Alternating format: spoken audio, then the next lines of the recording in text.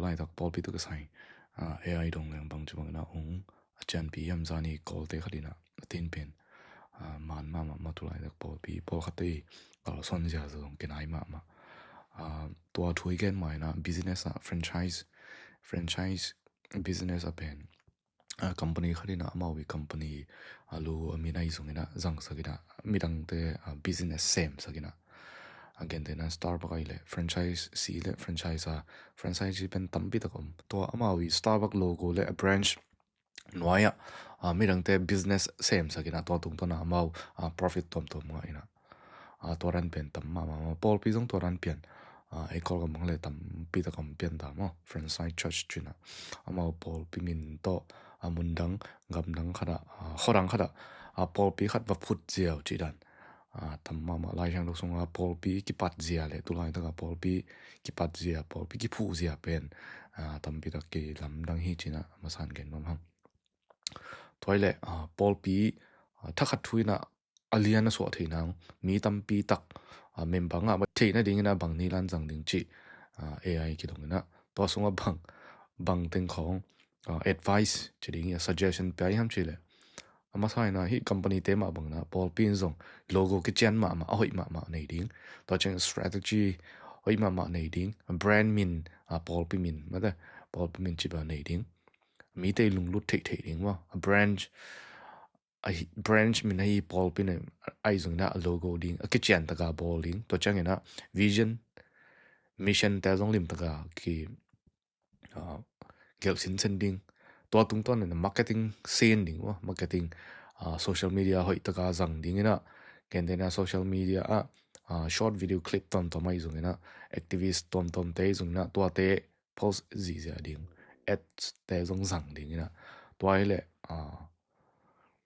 to pen Pawlpi thakhat thu hun tom no sunga Pawlpi le na so thina ding ina AI ina suggestion nam khadin ani na thugen te pen lai chang tho theological base se lo ding ina storytelling lam lim gen ding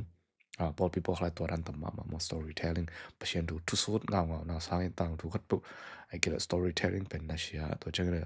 mi khadi nun tang na chi khong tam ma Christ center preaching sang na self center preaching pen tam zo tham to ina AI suggestion hi le Christ center preaching sang ina self center preaching storytelling to lam pen usa pi din to chang na worship praise and worship zong na sha sak ding contemporary worship exam ding to ele mi dei lung lut na nga ding chi na AI dong lang to bang nang gen mo lai chang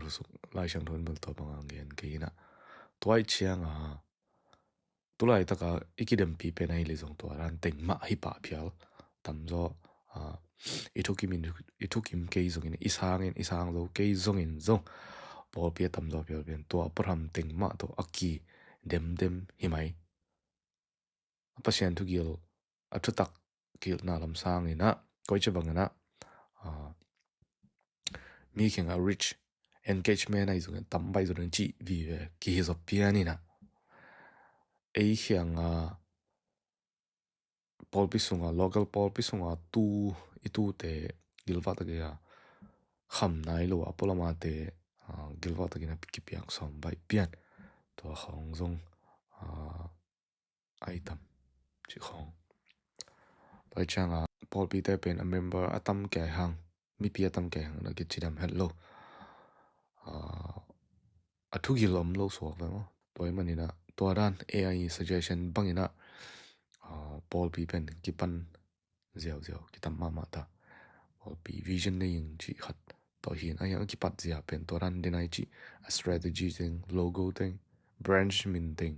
a marketing thing ka sin ja marketing chi chang ina ami te na koi chubang ina lung lu ding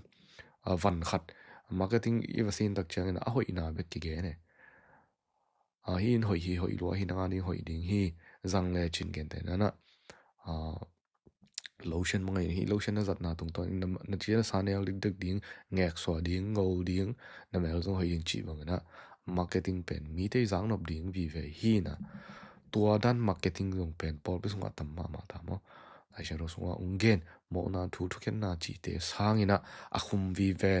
marketing lama ki sin zo hi manina inun ta na pen a hi ding za bangena ki khel lo ki transform life pen ki nei tak tak zo lo